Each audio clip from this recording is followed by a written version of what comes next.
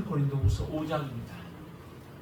5장 1절부터 마지막 21절 말씀까지 함께 말씀을 생각하시면서 함께 하나님의 말씀을 받겠습니다. 만일 땅에 있는 우리의 장막집이 무너지면 하나님께서 지으신 집 곧 손으로 지은 것이 아니요 하늘에 있는 영원한 집이 우리에게 있는 줄 아느니라.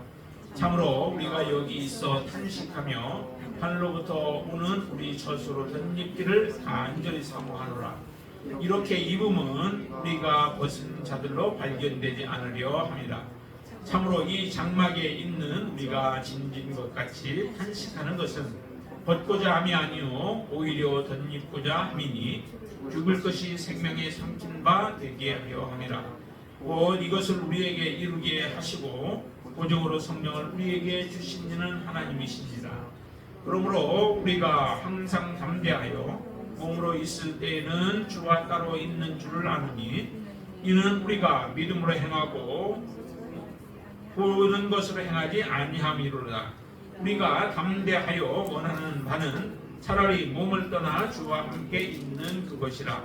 그런즉 우리는 몸으로 있든지 떠나 있든지 주를 기쁘시게 하는 자가 되기를 힘쓰노라. 이는 우리가 다 반드시 그리스도의 심판대 앞에 나타나게 되어 각각 선악간에 그 몸으로 행한 것을 따라 받으려 함이라. 우리는 주의 두려우심을 알므로 사람들을 권면하거니와 우리가 하나님 앞에 알려졌으니 또 너희의 양심에도 알려지기를 바라노라. 우리가 다시 너희에게 자천하는 것이 아니요 오직 우리로 말미암아 자랑할 기회를 너희에게 주어 마음으로 하지 않고 외모로 자랑하는 자들에게 대답하려 하게 하려 하는 것이라. 우리가 만일 미쳤어도 하나님을 위한 것이요 정신이 온전하여도 너희를 위한 것이니 그리스도의 사랑이 우리를 강권하시는도다. 우리가 생각하건대 한 사람이 모든 사람을 대신하여 죽었은즉 모든 사람이 죽은 것이라. 그가 모든 사람을 대신하여 죽으심은 살아있는 자들로 하여금 다시는 그들 자신을 위하여 살지 않고 오직 그들을 대신하여 죽었다가 다시 살아나신 이를 위하여 살게 하려 함이라. 그러므로 우리가 이제부터는 어떤 사람도 육신을 따라 알지 아니하노라. 비록 우리가 그리스도도 육신을 따라 알았으나 이제부터는 그같이 알지 아니하노라. 그런즉 누구든지 그리스도 안에 있으면 새로운 피조물이라. 이전 것은 지나갔으니 보라 새 것이 되었도다. 모든 것이 하나님께로서 났으며 그가 그리스도로 말미암아 우리를 자기와 화목하게 하시고 또 우리에게 화목하게 하는 직분을 주셨으니 곧 하나님께서 그리스도 안에 계시사 세상을 자기와 화목하게 하시며 그들의 죄를 그들에게 돌리지 아니하시고 화목하게 하는 말씀을 우리에게 부탁하셨느니라. 그러므로 우리가 그리스도를 대신하여 사신이 되어 하나님이 우리를 통하여 너희를 권면하시는 것 같이 그리스도를 대신하여 간청하느니 너희는 하나님과 화목하라. 하나님이 죄를 알지도 못하신 이를 우리를 대신하여 죄로 삼으신 것은 우리로 하여금 그 안에서 하나님의 의가 되게 하려 하심이라. 아멘. 고린도후서 5장의 말씀을 통하여서 사도 바울의 그 해명과 또한 사도 바울의 권면하는 부분들이 무엇인가라고 하는 것을 오늘 또 다시 한번 우리가 알게 되기를 바랍니다. 사도 바울은 이런 고백을 합니다. 이 본문에서 보면은 탄식한다라고 하는 그런 표현을 쓰죠. 탄식하는 이유가 무엇일까? 보통은 이제 탄식은 정말 절망 가운데 있고 할 때 우리가 탄식을 하게 되어지죠.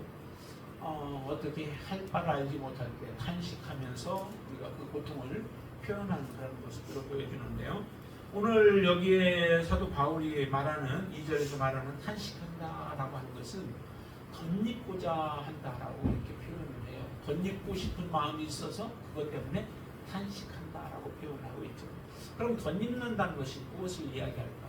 사도 바울이 이야기하는 그 덧입는다라고 하는 것은 오늘 본문에서 보면은 덧입는 것은 하나님의 나라에서 그 썩지 아니할 영광의 몸으로 변화되어지는 것. 그것을 지금 특별히 얘기를 하죠. 왜냐하면 1절에서 보면은 우리의 장막집이 무너진다라고 하는 표현을 사용합니다. 우리의 장막집은 무엇을 얘기해요? 네, 우리의 육신을 얘기하죠. 우리의 육신을 가지고 있는 이 장막집은 언젠가 한번 무너진다는 거예요. 여러분들이 잘 관리해 보세요. 잘 관리하면 영원히 살 수 있을까요? 불로초를 먹으면 영원히 살 수 있을까요? 불로초도 안 돼요. 이 땅에서는 우리가 우리의 몸을 영원히 이 땅에서 존재할 수 있도록 관리할 수 있는 그런 길이 방법이 없습니다. 아무리 여러분들이 좋은 것들만 먹고 음식도 그렇게 먹어도 조금 더 오래 살지는 몰라도 영원히 살 수는 없습니다. 우리의 장막집은 그렇게 무너진다는 거죠. 그래서 우리의 연약해져 가는 우리의 모습을 보면서 사실은 탄식할 필요 없어요. 사도 바울과 같은 고백을 여러분들이 좀 할 수 있으면 좋겠습니다. 우리의 장막집이 무너지면 그러면 뭐예요? 여러분들은 다시 이제 하늘에 손으로 지은 집이 아닌 영원한 그런 여러분들 집이 하늘에 있다는 거죠. 영원한 집이 우리에게 있는 줄 안다라고 얘기합니다. 이 아는 사람들은 누가 알 수 있을까요? 그거를 믿음 있는 사람들이 알아요. 믿음 없는 사람들은 그냥 우리가 살다가 죽으면은 그것을 모든 것이 끝이다라고 생각을 하죠. 그래서 영원한 하나님의 나라의 세계에 대해서 관심을 두지 않아요. 단지 이 땅에서 먹고 살기 위하여 잘 살기 위하여서 그 사람들은 노력을 하지만은 그러나 결국 그 사람들은 잘 사는 인생을 살지 못하게 되어 있죠. 잘 사는 인생은 누구냐? 바로 예수 그리스도를 제대로 만나서 예수 그리스도 안에서 하늘의 소망을 두고 살아가는 그 사람들이 진정으로 잘 사는 사람들이 되어지죠. 왜냐하면 우리의 육신은 언젠가는 무너져 버리는데 무너지는 것으로 다 끝나지 않고 그리고 영원한 하나님의 나라가 우리에게 있는 것을 알고 그 나라를 소망하면서 살아가는 사람이 진정으로 잘 사는 사람이죠. 그와 같은 입장에서 본다면은 사도 바울은 정말 잘 사는 인생이죠. 육신에 대해서 그렇게 연연하지 않습니다. 사도 바울의 고백이 어떤 고백이었을까요? 나는 빨리 하나님의 나라에 갔으면 좋겠다는 거예요. 그런데 머물러 있는 이유는 뭐예요? 하나님이 나를 통하여서 하실 일들, 다른 사람들을 유익하게 할 일들이 있기 때문에 하나님이 이 땅에 머물게 하셨기에 나는 이 땅에 머물러 있는 것이지 내 마음은 빨리 이 땅을 벗어나서 하나님의 나라에 그리고 하나님과 함께 있기를 소망하는 그 간절한 마음이 사도 바울의 마음속에 있는 것이죠. 여러분들 안에도 그런 소망이 있으신가요? 믿음이 있는 사람은 다 이런 소망이 있어요. 정말 내가 주님을 사랑하고 주님이 여러분들을 사랑하는 것을 우리가 분명하게 알고 또 그것을 받아들이는 사람은 이 소망이 다 있는 것이죠. 그래서 이 땅에서 우리가 생명이 끊어진다 해도 그것이 우리에게 슬픔이거나 그것이 낙심이 되지 않습니다. 그것은 곧 하나님의 나라에 입성하는 하나의 기회가 되어지는 거죠. 그 당장 이루어지는 건 아니라 할지라도 육신이 다시 살아날 부활의 날이 있기 때문에 그날에 반드시 될 소망이 있기 때문에 우리는 낙심하지 않게 되어집니다. 이런 소망이 여러분들 안에 충만케 되어지길 바랍니다. 근데 사도 바울은 그 마음이 아주 간절하다 보니까 이 고백을 하는 거예요. 탄식한다라고 하는 고백을 하는 거죠.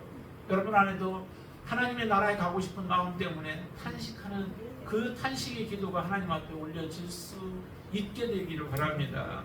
여기에 분명히 그렇게 얘기하죠. 이렇게 입는 것, 그 하나님의 나라에 가서 우리가 변화되어지고 또 하나님 앞에 설 그 소망을 가지고 살아가는 이유는 우리가 벗은 자들로 발견되지 않으려 함이라. 벗은 자들이라고 하는 것은 하나님 앞에 제대로 서지 못하는 자들이 되어지죠. 하나님 예수 그리스도를 만나지 못하여서 소망이 없는 가운데 내가 이 땅에 주님 잃어버리고 그냥 세상이 전부인 줄, 이 땅에 살아가는 것이 전부인 줄 알고 살아갔던 인생들이 다 이는 벗은 자들로 드러나게 되어지죠. 그때 우리가 얼마나 하나님 앞에 모든 사람이 다 서게 되어지죠.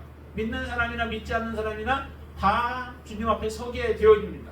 그런데 믿는 사람들은 예수 그리스도의 보혈로 말미암아 우리가 정결하게 되어지고 깨끗하게 되어지고 거룩하게 되어져서 우리의 이전의 모든 죄들을 용서해 주시고 우리를 하나님과 함께 거할 수 있는 거룩한 하나님의 의로운 자녀들로 우리를 받아주시게 되어지죠.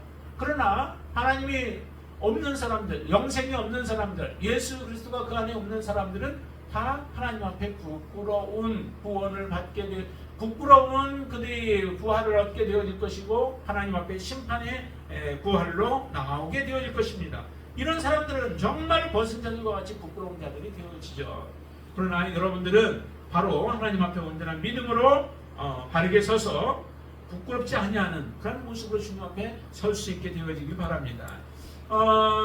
내가 죽고자 하는 것, 어떤 그 해이주의자라든지 또한 아니면 낙심하거나 해서 죽고 싶은 마음에서 사도 바울이 이렇게 고백하는 게 아니죠. 사도 바울의 고백을 보세요. 4절 한번 같이 읽어볼까요? 같이 있습니다. 참으로 이 장막에 있는 우리가 짐진 것 같이 탄식하는 것은 얻고자 하니 아니요 오히려 덧입고자 함이니 죽을 것이 생명에 삼킨 바 되게 하려 함이라 그래요. 벗고자 함이 아니라는 거죠. 단지 죽고자 하는 죽는 것이 목적이 아니라는 거죠. 우리가 죽게 되어지는 것은 그것은 뭐예요? 하나님 앞에 다시 가고자 하는 그런 소망, 그 소망 때문에 그런 거죠. 그래서 오히려 덧입고자 합니다라고 얘기를 해요. 내가 예수 그리스도의 그 은혜로 말미암아 부활의 놀라운 그 자리에 우리가 동참하게 되어지고 그 축복을 받고자 하는 것이 사도 바울의 그 탄식의 목표이다라고 하는 겁니다. 그리고 그렇게 해서 우리가 하나님 앞에 선다는 것은 생명을 얻게 되어진 거죠.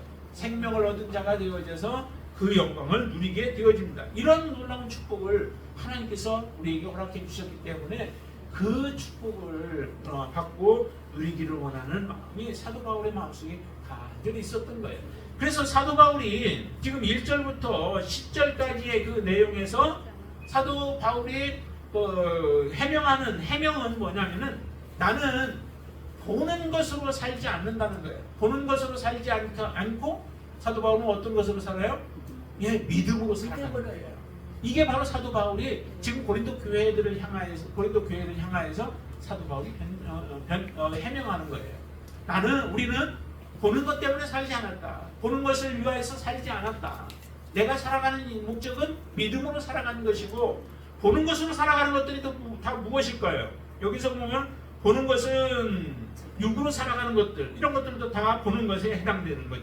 눈에 보이는 것들, 이 땅에다가 목적을 두고 살아가는 인생이 보는 것으로 살아가는 인생이에요.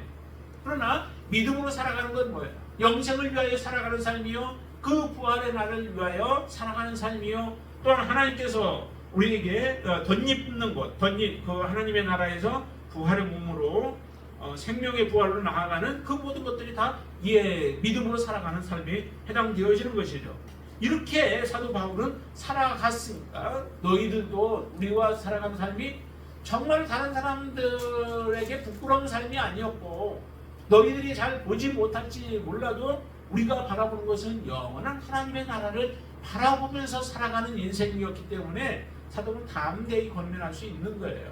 정말로 사도 바울이 보이는 것들만 바라보면서 그것에 집중하고 살아간 인생이 되었다면 그의 권면은 참 부끄러운 권면이 되어지겠죠.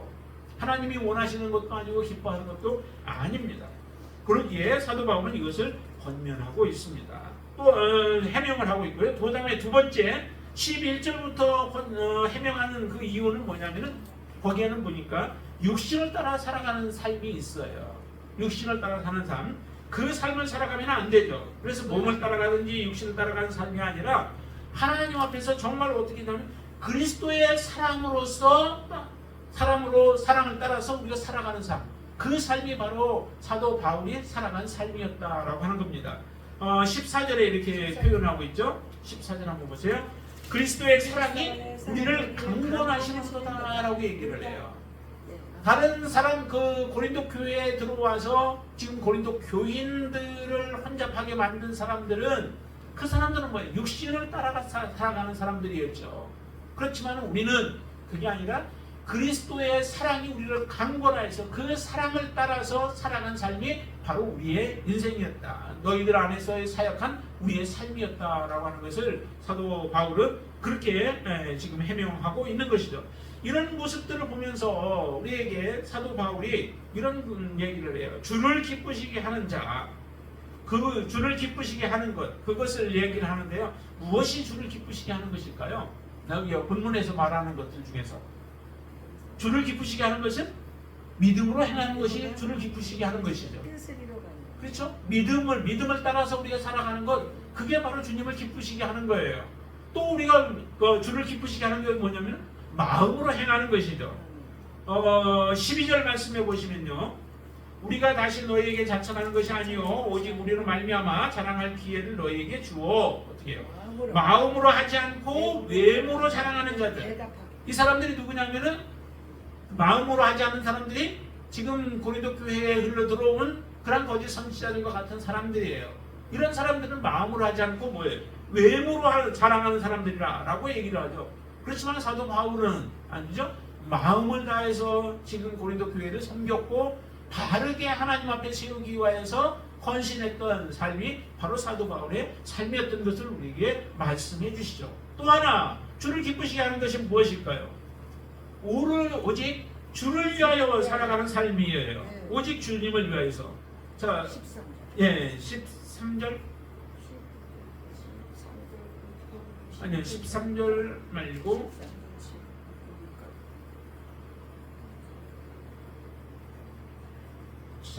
15절 한번 보실까요?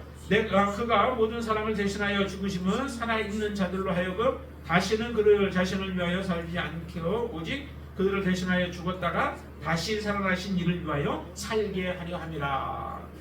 사실은 그 주님이 우리를 사랑하신 이유 중에 하나이기도 해요. 주님이 여러분들을 사랑하신 이유가 어디에 있을까요? 주님이 여러분들을 사랑한 증거는 무엇일까요? 주님이 여러분들을 사랑하신 증거는 십자가에서 여러분들을 위하여 죽으신 것이죠. 그건 아주 확연한 증거예요. 우리를 위하여서 주님이 죽어주셨기 때문에 그 은혜로 말미암아서 우리가 하나님 앞에 나아갈 수 있는 그런 길이 열려진 거죠. 이게 정말 놀라운 증거입니다. 우리를 만드신 주인이, 조물주가 우리를 위하여서 죽으셨다라고 하는 게 그게 말이 될 수 있어요? 사실은 이런 일들은 일어날 수 없는 것이죠. 우리를 그만큼 사랑하시는 거예요. 여러분들을 사랑하시는데 자신의 몸을 줄 만큼 사랑하시는 거예요. 그 사람과 사람과의 사이에서도 정말로 그런 사랑이 쉽지 않잖아요. 그런 더군다나 하나님이 우리를 위하여서 죽으신다? 이것은 있을 수 없는 일들이 이 땅에서 일어난 것이죠. 그런 놀라운 축복을 하나님이 주셨는데 그렇게 주신 이유가 있죠. 그 이유가 뭐예요? 우리로 하여금 아까 읽은 15절 말씀과 같이 우리는 이제 우리 자신을 위하여서 살지 말고 바로 우리를 위하여서 십자가에 죽으신 예수 그리스도 그분을 위하여서 살라라고 우리를 위하여 죽어주셨다라고 하는 것입니다. 이 놀라운 축복이에요. 정말 하나님께서 이와 같이 죽으셨음으로 인하여서 이제 우리의 인생은 나를 위한 인생이 아닌 거죠. 오직 주님을 위하여서 살아가는 인생이 되어야 한다라고 하는 것을 주님이 먼저 그렇게 보여주신 거예요. 주님보다 우리가 더 할 수 있을까요? 주님이 먼저 우리를 위하여서 죽어주셨는데 그 다음에 요구하기를 주께서는 오직 주를 위하여서 우리가 살아가기를 원하시는 거예요. 산자가 되어져서 거룩한 자가 되어지고 의로운 자가 되어져서 이제 주님을 위하여 살아가기를 주께서 우리에게 원하시는 겁니다. 이미 다 여러분들을 위해 해주셨잖아요. 해준 가운데에서 우리에게 요구하시는 거예요. 그렇기 때문에 이 15절 말씀, 정말로 이 15절의 말씀이 여러분들의 삶에 하나의 모토가 되어질 수 있게 되길 바랍니다. 나의 삶은 이제 나를 위한 삶이 아니라 오직 나를 위하여 대신 죽으신 예수 그리스도 그분을 위하여 살아가는 것이 나의 삶의 목표이고 또한 내가 그렇게 마땅히 살아야 한다라고 여러분들이 주장하시고 그렇게 살아가실 수 있게 되길 바랍니다. 17절의 말씀도 그렇죠. 17절 같이 한번 있습니다. 그런즉 누구든지 그리스도 안에 있으면 새로운 피조물이나 이전 것은 지나갔으니 보라 새 것이 되었도다. 여러분들을 새로운 피조물로 만들어 주셨어요. 하나님이 우리를 사랑하셨고 사랑한 결과가 이것 중에 하나이죠. 그렇죠? 여러분들을 하나님이 사랑해 주셨더니 주신 결과로 우리는 새로운 피조물이 되었다는 거예요. 하나님이 우리를 사랑해 주셨는데도 아직 여러분들이 새로운 피조물이 못 되었다? 그것은 아직 주님을 우리가 만나지 못한 거예요. 그러니까 새로운 피조물이 새롭게 만들어진 것 정도가 아니에요. 이 새로운 피조물은 이제 주님을 위하여서 살아갈 수 있는 존재로 우리를 만들어 주신 것이죠. 거룩한 존재로 만들어서 하나님을 섬길 수 있는 존재로 우리를 만들어주신 그런 새로운 피조물이에요. 단지 그냥 새롭게 만들어 놓은 게 아니라 목적까지도 함께 같이 곁들여져서 우리를 새로운 피조물로 만들어 주신 것이죠. 그러니까 너무도 크신 하나님의 은혜를 우리에게 허락해 주신 거예요. 그리고 주님을 기쁘시게 할 수 있는 것은 하나님과 그 다음에 마지막은 하나님과 화목하게 되어지는 것. 이게 바로 주를 기쁘시게 하는 것들이거든요. 정말 주님을 여러분들 이런 주님을 기쁘시게 하는 삶을 여러분들이 살아가고 계신가요? 에베소서에도 이렇게 말씀하고 계시죠? 주를 기쁘시게 하는 것이 무엇인가? 너희는 시험해 보라고 말씀하시죠. 정말 주님이 기뻐하실 것이 무엇인가를 우리가 시험해 보라는 거예요. 더군다나 여기에서 본문에서 말씀해 주신 것과 같이 이처럼 분명하게 주를 기쁘시게 하는 것들이 무엇인가 라고 하는 것들을 우리에게 말씀해 주시고 우리로 하여금 그런 삶을 살도록 요구하시는데 우리가 그것을 거부해서 되겠어요? 정말로 믿음으로 여러분들이 살아가는 삶이 되시길 바랍니다. 마음을 다해서 주님을 섬길 수 있게 되길 바랍니다. 그리고 오직 주만을 위하여서 살아가는 삶이 되시길 바랍니다. 나만을 위하여서 살아가는 삶은 잠시 이 땅에서 조금 우리가 그냥 편안하게 살아갈 수 있을지는 몰라도 잘 살아가는 인생은 되어질 수 없습니다. 여러분들 인생을 오직 주님께 맡기고 주님을 위하여 살아가는 삶이 되시길 바랍니다. 그리고 하나님과 화평한 삶을 살아가야 됩니다. 이렇게 권면하고 있죠. 권면 중에 하나인데 그게 어디냐면 20절 말씀 한번 보세요. 20절. 그러므로 우리가 그리스도를 대신하여 사신이 되어 하나님이 우리를 통하여 너희를 권면하시는 것 같이 그리스도를 대신하여 간청하노니 뭐라고요? 너희는 하나님과 화목하라 라고 말씀하십니다. 하나님과 화목하신가요?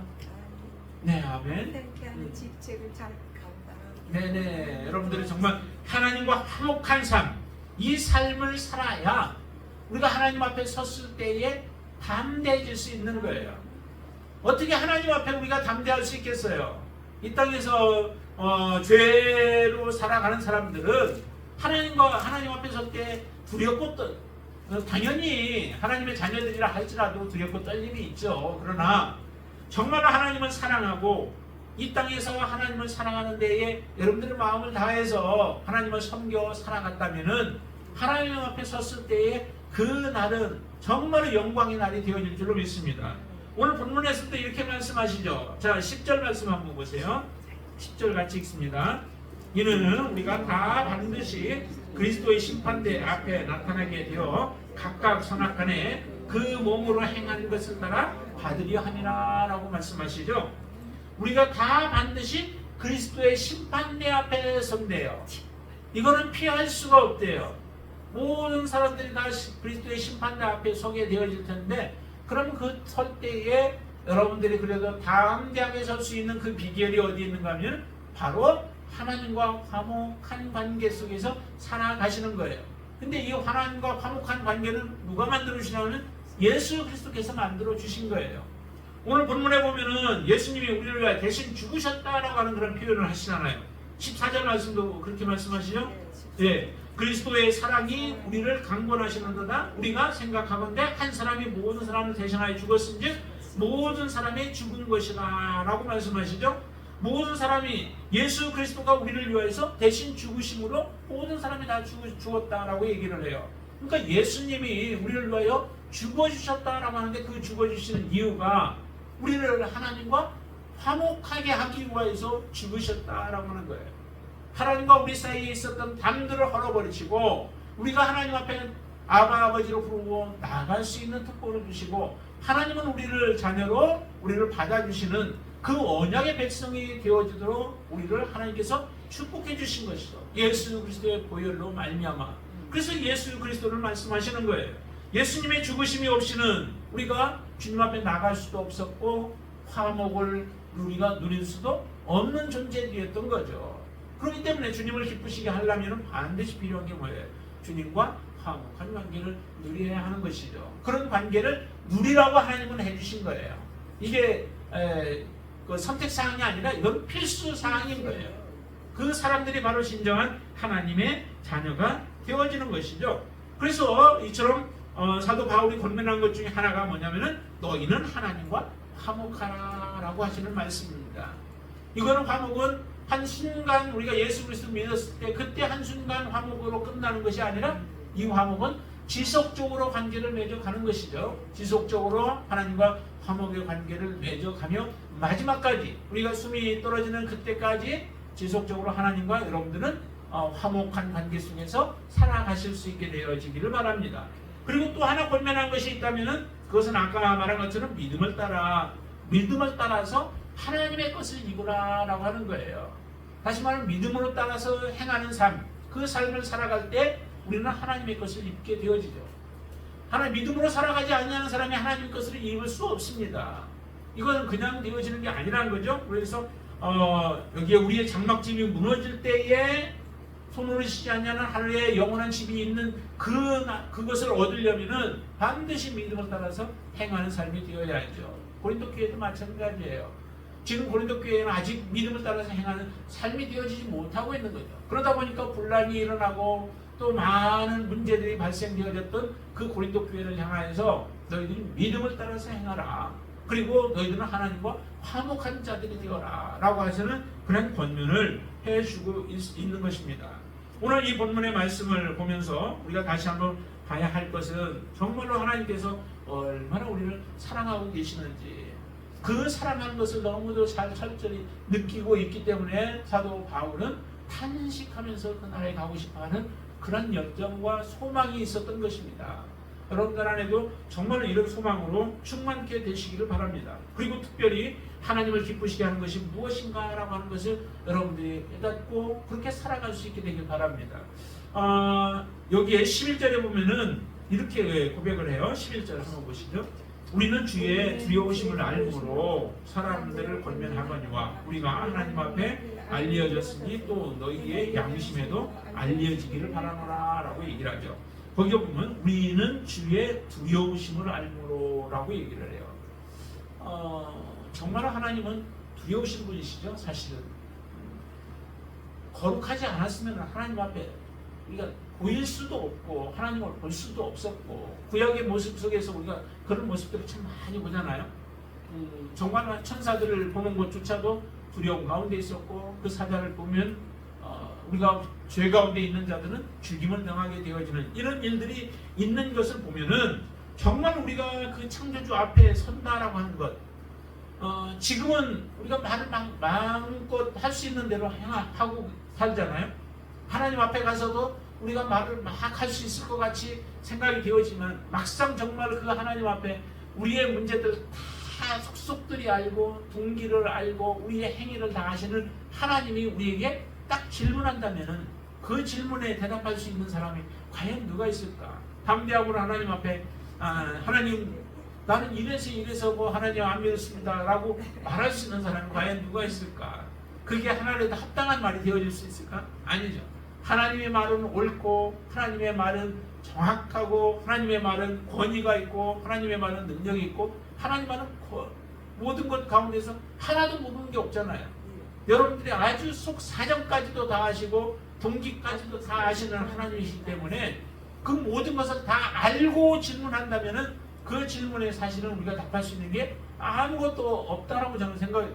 그러니까 이분이 있어도 하나님 앞에 말할 수 있는 합당하게 대꾸할 수 있는 것은 아무것도 사실은 없는 거죠. 그런데도 그런 사람들이 하나님 앞에 설 수 있는 것은 하나님의 은혜로 말미암아 우리가 하나님 앞에 나갈 수 있는 그 놀라운 특권을 주신 것을 감사하며 하나님을 우리가 찬양하고 주님을 우리가 높여드리는 것 그것밖에 사실은 아무것도 없잖아요. 우리를 책망하셔도 하나님 그렇습니다 라고 할 수밖에 없는 거고 우리를 칭찬해 주셔도 하나님 그것은 제 힘과 제 능력이 아니고 제 공로가 아니고 다 모든 거는 주님 때문에 우리가 이런 영광을 얻게 되어졌습니다 라고 하는 고백밖에 사실은 드릴 수 있는 게 무엇이 있겠어요. 그렇다면 우리가 이 땅에 사는 동안에 하나님 앞에 서서 할 수 있는 정말 그래도 감사의 표현을 할 수 있고 그 영광을 돌릴 수 있는 것은 이 땅에서 우리에게 주어진 시간 안에 하나님을 더 사랑하고 하나님 말씀대로 우리가 순종하고 하나님 말씀대로 우리가 살아가는 삶 그 삶을 살아가지 않으면은 하나님 앞에 설 수 있는 자격이 없게 되어질 것 같습니다. 그러기에 예수 그리스도의 그 은혜로 말미암아 얻은 이 놀라운 특권들을 여러분들이 허무하게 소비하지 마시고 하나님 앞에 하나님을 위하여 섬기는 귀한 믿음의 삶으로 하나님 앞에 드려 살 수 있게 되어지길 주님의 이름으로 축원을 드립니다. 하나님과 화목한 삶 지속적으로 살아가시게 되길 바랍니다. 그 화목한 삶으로 인하여 다른 사람들도 섬길 수 있는 특권 하나님 주셨어요. 하나님과의 관계가 우리가 제대로 되지 못하면 이것을 섬길 수 없죠. 제대로 된 섬김을 할 수 없습니다. 하나님께서는 이런 놀라운 삶을 살아가도록 하기 위하여 우리를 먼저 사랑해 주셨고 우리와 화목하게 해 주셨고 우리를 자녀 삼아 주셨고 우리에게 믿음을 주셨습니다. 그 은혜로 말미암아 하나님을 아름답게 섬기는 저와 여러분들 삶이 되시기를 주님의 이름으로 축원을 드립니다. 기도하겠습니다. 찬양하고 기도하겠습니다.